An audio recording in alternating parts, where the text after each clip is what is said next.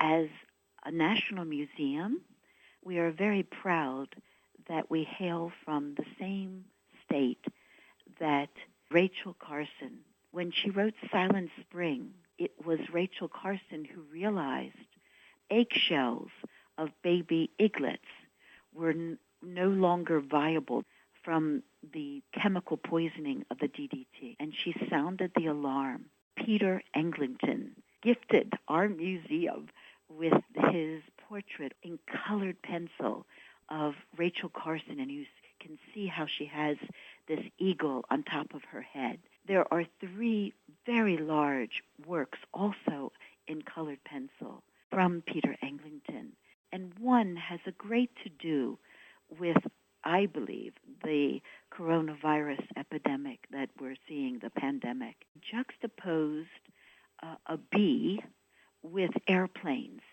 and in the positive sense, he said that airplanes are like pollinators. They take our culture and we go to the other side of the world and we enjoy and learn from the wisdom of other people's culture. The negative, reality happens that harms one group won't in some way manifest with another. So we're in this life together. We have his interest in the power of mushrooms. There's even a kind of species of mushrooms that we now know can digest styrofoam and plastics. We put up a joke. Why did the mushroom go to the party? Because he's a fun guy. A genius local to Baltimore filmmaker is Kyle Yearwood. And because growing up, his personal heaven was his backyard, he took his young daughter, Isis, back. And he's really encouraging people to unplug and to get out and to experience real nature. Now we're going to go in to a smaller gallery, the guardian in Mexico of the magnificent refuge and destination of monarch butterflies, was brutally murdered, as well as his next in command, to cut down the trees for quick short-term profit. So they are our environmental heroes. One who we've worked with for many years is Julia Butterfly Hill. She most famously climbed to the 18th-story level of a tree she named Luna, and she refused to come down. She stayed for 2 years and 8 days, and Julia only came down when the logging company agreed not to cut down Luna, her tree, but also 3 acres of trees around it. The original old-growth giant redwoods, 97% of them have already been logged. One of my other favorites is Judy Tallwing. Judy is an Apache elder. This buffalo head and the maiden on the forehead faces a real-life maiden who is the daughter of Sean and Claire Ware, who are from the Wind River Reservation.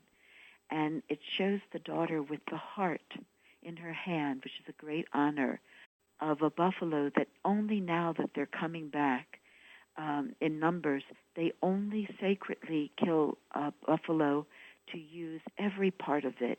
Next to this picture are 2 historic photographs of when it was decided that we should break the spirit of the Native Americans, because they were so dependent on the buffalo, to just go and just try to annihilate the bison. Further, Judy's grandmother told her of the northernmost rainforest where white spirit bears live, that our Creator has given Spirit Bear Island, which is really Princess Royal Island, it's called that, in Canada, for the spirit bears to live in harmony. And if ever human beings disrupt that harmony, it signals the end of humankind.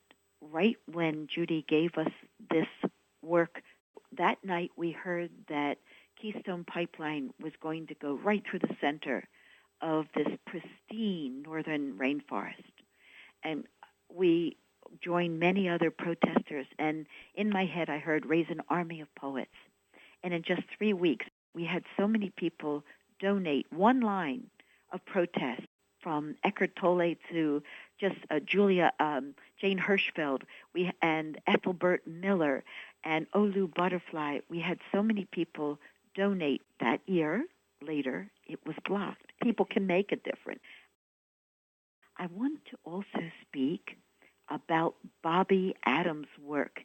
His own house was inundated in a huge hurricane that made front pages. I think it was Isabel.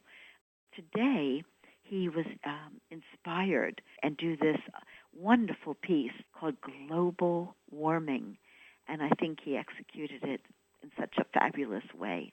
Thank you, Bobby, for the way you care about people and animals and how we are. So it's an amazing time in human development, and we're so excited to be able to bring to you The Secret Life of Earth.